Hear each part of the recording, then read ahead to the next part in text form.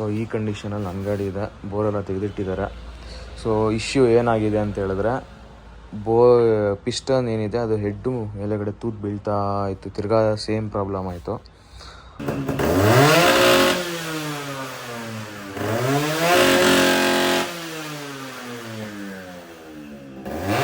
Bike ಈಗ ಬಂದು ಸ್ವಲ್ಪ ಕ್ರೇಜಿ ಅಪ್ಡೇಟಲ್ಲಿ ಬರ್ತಾ ಇರೋದು ಈ ಸರಿ, ಕ್ರೇಜಿ ಇರುತ್ತೆ. ಸೊ ಇಷ್ಟು ದಿನ ಗಾಡಿನ ಯಾಕೆ ತೋರಿಸಿಲ್ಲ ಅಂತ ಹೇಳಿದ್ರೆ ಅದು ಆ ಮೇನ್ ಅಪ್ಡೇಟ್ಗೆ ಕಾಯ್ತಾ ಇದ್ದಿದ್ದು.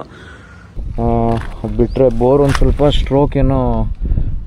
ಸ್ಟ್ರೋಕ್ ಲೆಂತ್ ಕಮ್ಮಿ ಮಾಡಿ ಮ್ಯಾಚ್ ಮಾಡಿದ್ದಾರೆ ಅಂತ ನಾನು ಇದು ಮಾಡೋದು ನಾರ್ಮಲಾಗಿ ಅದಕ್ಕೇ. ಬಟ್ ಅವರೇನೋ ಬೋರು ಟ್ರಾನ್ಸ್ಪೋರ್ಟಲ್ಲಿ ಹಾಕ್ಸ್ಕೊಂಡಾಗ ಸ್ವಲ್ಪ ಡ್ಯಾಮೇಜ್ ಆಗಿತ್ತು, ಅದಕ್ಕೆ ಕಟ್ ಮಾಡಿದ್ದೀವಿ ಅಂತ ಹೇಳಿದ್ರು.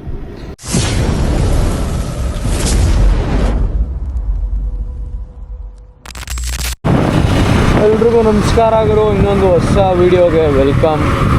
ಇವತ್ತು ಏನಪ್ಪ ಡ್ಯೂಕಲ್ಲಿ ಹೋಗ್ತಾ ಇದ್ದೀನಿ ಅಂತ ಹೇಳಿದ್ರೆ ತುಮಕೂರಿಗೆ ಹೋಗ್ತಾ ಇರೋದು.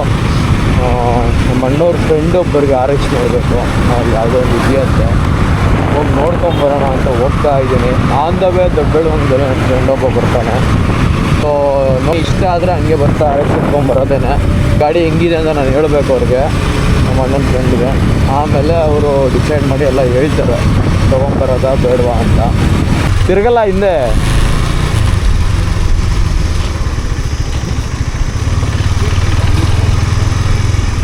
ಇಲ್ಲಿಗೆ ಬಂದಿದ್ದೆ ನಾನು, ಇಲ್ಲಿಗೆ ಕಾಣಿಸ್ಲಿಲ್ಲ ನಿನಗೆ. ಮಂದೇವ್ರಲ್ಲ, ಅದು ಮನೆ ದೇವರು ತಗ.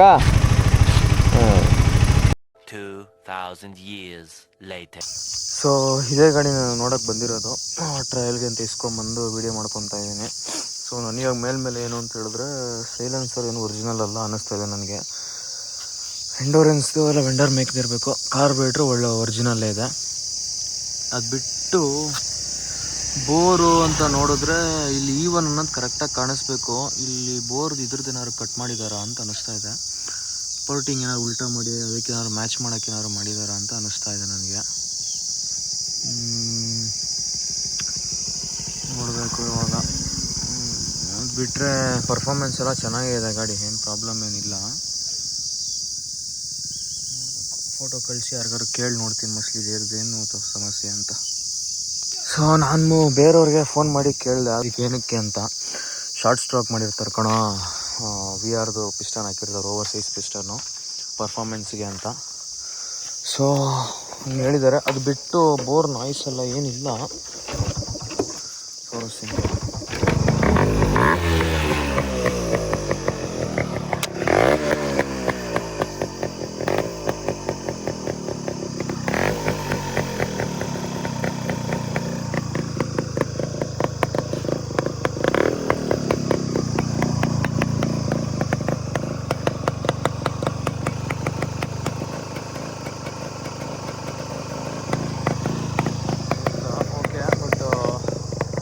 ನೋಡೋಣ, ಇನ್ನು ಚಾರ್ಜಿಂಗ್ ನಂಬರು ಇಂಜಿನ್ ನಂಬರೆಲ್ಲ ಏನು ಪಂಚೆ ನೋಡ್ದಿಲ್ಲ, ಚೆನ್ನಾಗೇ ಇದೆ, ನೋಡೋಣ. ಸೊ ಗಾಡಿ ಎಲ್ಲ ತೊಗೊಂಡು ಇವಾಗ ಇಲ್ಲಿ ತುಮಕೂರಿಂದ ದೊಡ್ಡಬಳ್ಳಾಪುರಕ್ಕೆ ಹೋಗಬೇಕು. ಸೊ ಗಾಡಿ ಎಲ್ಲ ಫೈನಲ್ ಆಗಿ ತೊಗೊಂಡಿದ್ದೀವಿ. RX G ಇದು. ಅದು ಬಿಟ್ಟರೆ ಬೋರ್ ಒಂದು ಸ್ವಲ್ಪ ಸ್ಟ್ರೋಕ್ ಲೆಂತ್ ಕಮ್ಮಿ ಮಾಡಿ ಮ್ಯಾಚ್ ಮಾಡಿದ್ದಾರೆ ಅಂತ ನಾನು ಇದು ಮಾಡೋದು ನಾರ್ಮಲಾಗಿ ಅದಕ್ಕೇ. ಬಟ್ ಅವರೇನೋ ಬೋರು ಟ್ರಾನ್ಸ್ಪೋರ್ಟಲ್ಲಿ ಹಾಕ್ಸ್ಕೊಂಡಾಗ ಸ್ವಲ್ಪ ಡ್ಯಾಮೇಜ್ ಆಗಿತ್ತು, ಅದಕ್ಕೆ ಕಟ್ ಮಾಡಿದ್ದೀವಿ ಅಂತ ಹೇಳಿದ್ರು. ಅದು ಬಿಟ್ಟರೆ ಪರ್ಫಾರ್ಮೆನ್ಸಲ್ಲೆಲ್ಲ ಏನು ಲ್ಯಾಗ್ ಏನಿಲ್ಲ, ಪರ್ಫಾರ್ಮೆನ್ಸ್ ಚೆನ್ನಾಗೇ ಇದೆ. ಗೇರು ಕೂಡ ಸ್ಮೂತಾಗಿ ಬೀಳ್ತಾ ಇದೆ. ಫಸ್ಟ್ ಗೇರ್ ಒಂದು ಸ್ವಲ್ಪ ಶಿಫ್ಟಿಂಗ್ ಪ್ರಾಬ್ಲಮ್ ಇದೆ.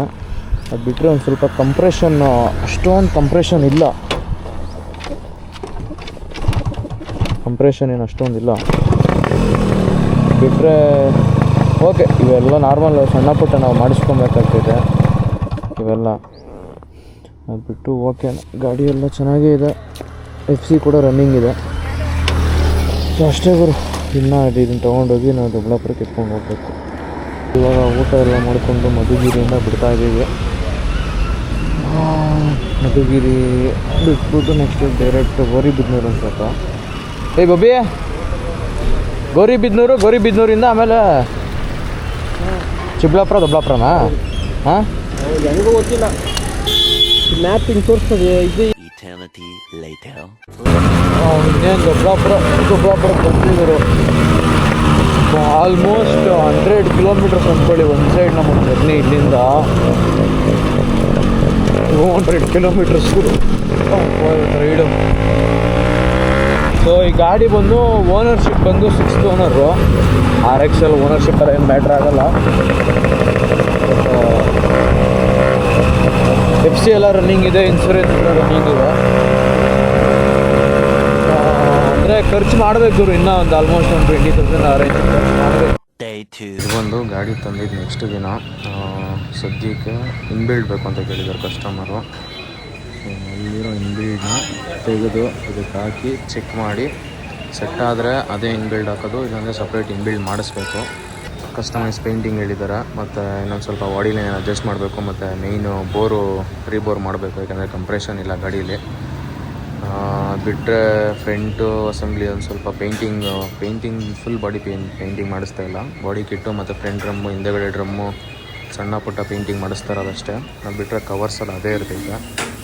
ಇವಾಗ ದಿನಿ ಅಣ್ಣ ಬಿಸ್ತಾ ಇರೋದು ಇನ್ಬಿಲ್ಡ್ ಹಾಕಿ ಚೆಕ್ ಮಾಡಬೇಕು. ಗಾಡಿ ತೊಗೊಂಡೋಗಿ ಹೇಳಿದ್ದೆ, ಗಾಡೀಲಿ ಕಂಪ್ರೆಷನ್ ಇಲ್ಲ, ಸ್ಟಾರ್ಟ್ ಆಗೋದಂತೂ ವಿ ರೋಡ್ ಮೇಲೆ ಕೊಡ್ತೈತೆ, ನೋಡಬೇಕು ಇವಾಗ.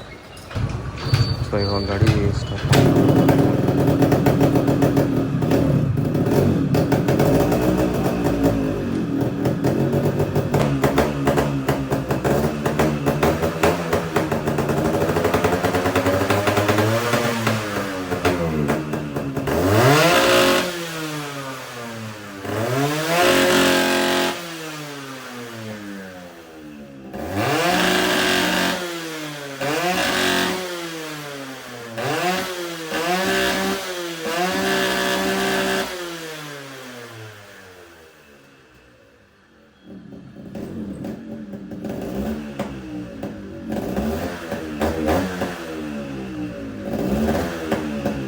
ಇವಾಗ ಈಗ ಕಂಡೀಷನಲ್ಲಿದೆ ಗಾಡಿ. ಫುಲ್ ಪೇಂಟಿಂಗ್ ಎಲ್ಲ ಮಾಡಿಸ್ತಾ ಇರೋದು.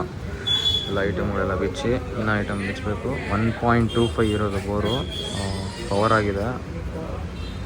ನೋಡೋಣ ಇನ್ನು. ಅವಾಗಲೆಲ್ಲ ಗಾಡಿ ಡಿಸ್ಮ್ಯಾಂಟಲ್ ಮಾಡಿದ್ದೆಲ್ಲ ನೋಡಿದ್ರಿ.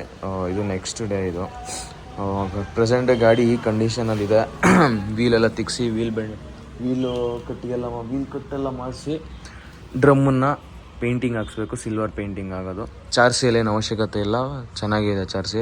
ಅದು ಬಿಟ್ಟು ಟ್ಯಾಂಕು, ಸೈಡ್ ಶೀಲ್ಡು, ಫ್ರಂಟ್ ಮಡ್ಗಾರ್ಡು, ಅದು ಬಿಟ್ಟರೆ ಹಿಂದೆಗಡೆ ಮಡ್ಗಾರ್ಡು ಮ್ಯಾಚಿಂಗ್ ಹಾಕ್ಸ್ಬೇಕಾ ಅಥವಾ ಕ್ರೋಮ್ ನಡೆಯುತ್ತಾ ನೋಡಬೇಕು. ಅದನ್ನ ಡಿಸೈಡ್ ಮಾಡಬೇಕು ಪೇಂಟರ್ನ ಕೇಳಿ. ಅದು ಬಿಟ್ಟರೆ ಹೆಡ್ಡು ಪೇಂಟ್ ಮಾಡಿಸ್ಬೇಕು, ಮತ್ತು ಸೈಡ್ ಕವರ್ಸು ಅದು ಪೇಂಟ್ ಮಾಡಿಸ್ಬೇಕು. ಆ್ಯಂಡ್ ಬೋರ್ ಬಂದು 1.25 ಸೈಜಲ್ಲಿರೋದು. ಅದಕ್ಕೆ ಒಂದು ಮ್ಯಾಚಿಂಗ್ ಇನ್ಬಿಲ್ಡ್ ದಿನಿಯಣ್ಣ ಹತ್ರನೇ ಇತ್ತು. ಸೊ ಅದನ್ನೇ ಮ್ಯಾಚಿಂಗ್ ಮಾಡಿಸಿ ಬಿಲ್ಟ್ ಹಾಕಿರೋದು. ಆ್ಯಂಡ್ ಇನ್ನೊಂದು ನನ್ನ ಗಾಡಿದು ಮೇಯ್ನ್ ಅಪ್ಡೇಟು ಬಂದು ಕರೆಂಟ್ ಇಲ್ಲ. ಸೊ ಈ ಕಂಡೀಷನಲ್ಲಿ ನನ್ನ ಗಾಡಿ ಇದೆ. ಬೋರೆಲ್ಲ ತೆಗೆದಿಟ್ಟಿದ್ದಾರೆ. ಸೊ ಇಶ್ಯೂ ಏನಾಗಿದೆ ಅಂತ ಹೇಳಿದ್ರೆ, ಪಿಸ್ಟನ್ ಏನಿದೆ ಅದು ಹೆಡ್ಡು ಮೇಲೆಗಡೆ ತೂತು ಬೀಳ್ತಾ ಇತ್ತು. ತಿರ್ಗಾ ಸೇಮ್ ಪ್ರಾಬ್ಲಮ್ ಆಯಿತು. ಅದಕ್ಕೆ ರೀಬೋರ್ ಮಾಡಿಸ್ಬಿಟ್ಟಿದ್ದೀವಿ ಸರಿ. ಯಾಕೆಂದರೆ ಲಾಸ್ಟ್ ಟೈಮ್ ಕೂಡ ನಾನು ಪಾಲಿಷ್ ಮಾಡಿಸಿ ಹಾಕ್ಸಿದ್ದು ಪಿಸ್ಟನ್ನ. ಸೊ ಇವಾಗ ಮತ್ತೆ ಪಾಲಿಷ್ ಆಗೋಲ್ಲ ಅಂತೇಳಿ ರೀಬೋರ್ ಮಾಡಿಸಿ 1 mm ರೀಬೋರ್ ಆಗಿದೆ. ಆ್ಯಂಡ್ ಇವಾಗ ಮೇಯ್ನ್ ಬಂದು ಕಾಯಿಲ್ ಚೆಕ್ ಮಾಡಿಸ್ಬೇಕು. ಯಾಕೆಂದರೆ ಓವರ್ ಕರೆಂಟ್ ಏನಾರು ಆಗಿದ್ರು ಪಿಸ್ಟನ್ ತೂತೋಗೋ ಚಾನ್ಸಸ್ ಇರುತ್ತೆ. ಸೊ ಅದಕ್ಕೆ ಕಾಯಿಲ್ ಚೆಕ್ ಮಾಡಿಸ್ಬೇಕು. ಆ್ಯಂಡ್ ಬೈಕ್ ಈಗ ಬಂದು ಸ್ವಲ್ಪ ಕ್ರೇಜಿ ಅಪ್ಡೇಟಲ್ಲಿ ಬರ್ತಾ ಇರೋದು ಈ ಸರಿ. ಕ್ರೇಜಿ ಇರುತ್ತೆ. ಸೊ ಇಷ್ಟು ದಿನ ಗಾಡಿನ ಯಾಕೆ ತೋರಿಸಿಲ್ಲ ಅಂತ ಹೇಳಿದ್ರೆ, ಅದು ಮೇಯ್ನ್ ಅಪ್ಡೇಟ್ಗೆ ಕಾಯ್ತಾ ಇದ್ದಿದ್ದು. ನೋಡಿರಿ, ಅದು ಬಂದಿದ ತಕ್ಷಣ ನಾನು ಅಪ್ಡೇಟ್ ಮಾಡ್ತೀನಿ. ಸೊ ಈ ಸರಿ ಇನ್ನೊಂದು ಸ್ವಲ್ಪ ಅಪ್ಗ್ರೇಡಾಗೆ ಬರ್ತಾ ಇರೋದು ಗಾಡಿ. ನೋಡೋಣ ಹೆಂಗೆ ಹೋಗುತ್ತೋ ಅಂತ. ಆ್ಯಂಡ್ ಇದ್ರದ್ದು ಕೂಡ ಸೆಮಿ ರಿಸ್ಟೋರೇಷನ್ ಅಂದ್ಕೊಳ್ಳಿ. ಇದು ಅಪ್ಡೇಟ್ಸ್ ಕೊಡ್ತಾ ಇರ್ತೀನಿ.